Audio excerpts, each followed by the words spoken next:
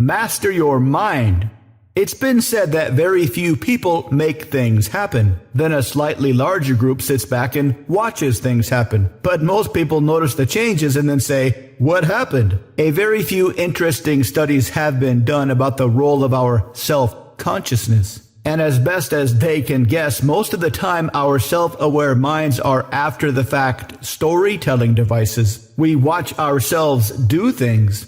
Data comes in and our mind-body system responds. Our conscious awareness then comes up with a story about why we did what we just did, putting ourselves in the hero role or the instigator role. This is hard to accept, especially from inside your brain. Our ego essentially forces us to take credit for all the good stuff that happens to us. Marketers have known about this since forever. Say you walk into a shop and you decide to buy something. Your ego makes you believe it was a deliberate, rational choice.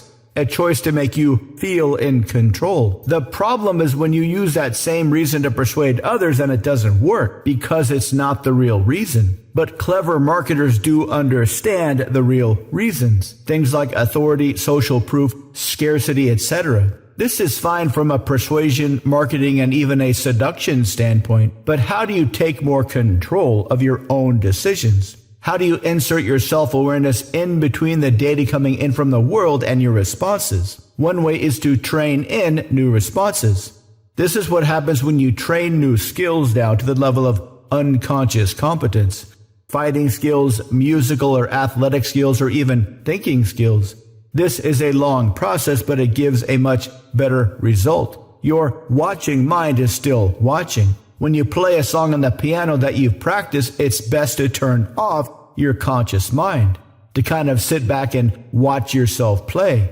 This is the coveted flow state, to allow your conscious mind to take back seat to what's going on, and watch yourself dominate your opponent. But there are plenty of other ways to insert your watching mind in between the data from the world and your responses to the world. Very careful and conscientious speakers and thinkers do this. Guys who are very intelligent in their field and have spoken about their ideas for a long time.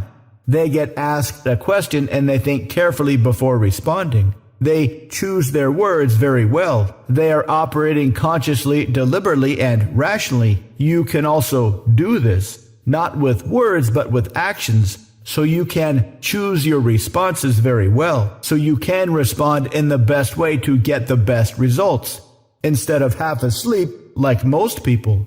To learn how, visit mindpersuasion.com/3x3.